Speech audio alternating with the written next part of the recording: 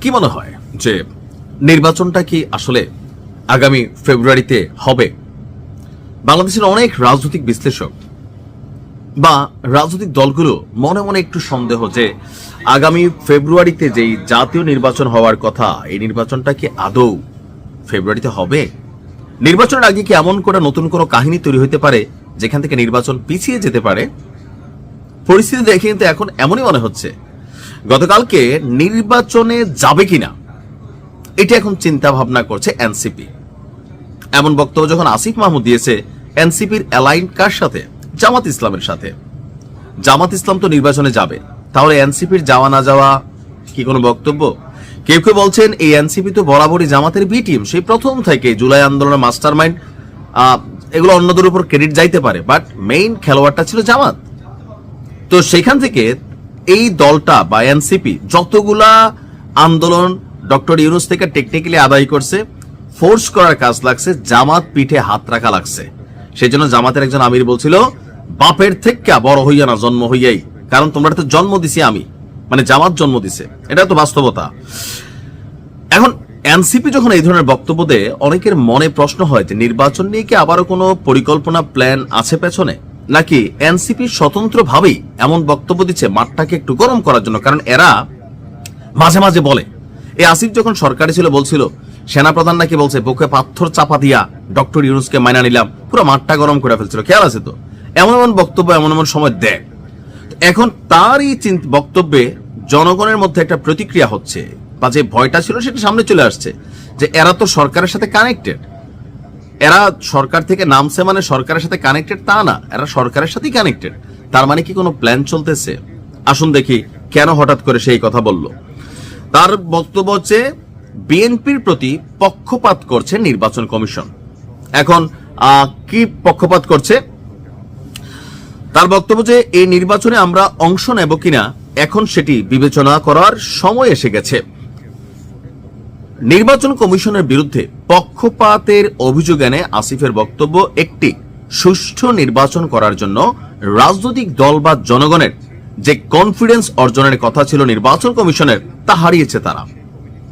যদি এভাবে নির্বাচনের কার্যক্রম সামনের দিকে যেতে থাকে তো নির্বাচন আসি তো ভাই মাসখানেকার। তাহলে তার বক্তব্য, তাহলে আমরা শঙ্কা প্রকাশ করছি যে বাংলাদেশে একটি সুষ্ঠু নির্বাচন বাস্তবায়ন করতে পারবে না বর্তমান ইলেকশন কমিশন। দ্বৈত নাগরিকত্ব, ঋণ খেলাপি বা ঋণ খেলাপির গ্যারান্টারদের অনেককে ছাড় দেওয়া হচ্ছে বলেও তিনি খবর পেয়েছেন।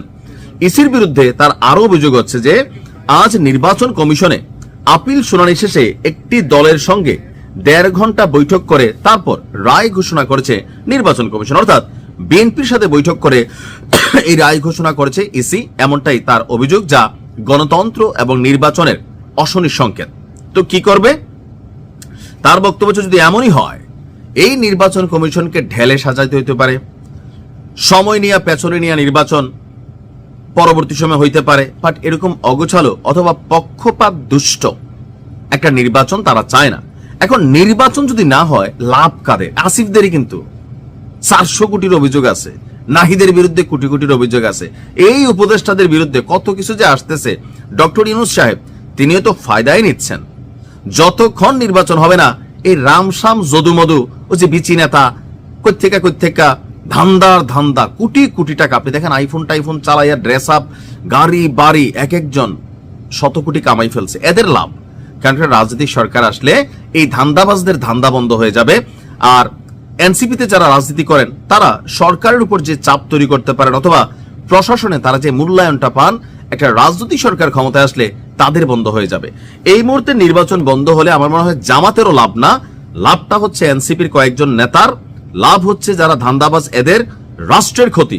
বিদেশি বিনিয়োগ দেশে বন্ধের পথে, সরকার হিমশিম খাচ্ছে, দেশে গ্যাসের সংকট, এটা সংকট ওইটা সংকট। ইউনূস সরকারের আমলে সারা পৃথিবীতে বাংলাদেশের ভিসার ইস্যু কমছে। একটা রাজনৈতিক সরকার না থাকলে কেউ কিন্তু স্থিতিশীল ভাবে না একটা রাষ্ট্রকে।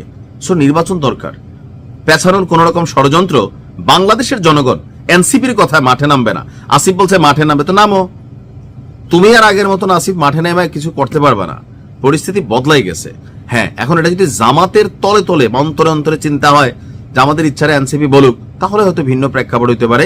কিন্তু এনসিপির শক্তিতে নির্বাচনের কিচ্ছু হবে না। বাট একটা আলোচনার খোরাক তো হলো। আমি ফেব্রুয়ারিতে জাতীয় নির্বাচন প্রত্যাশা করি। ভালো থাকুন।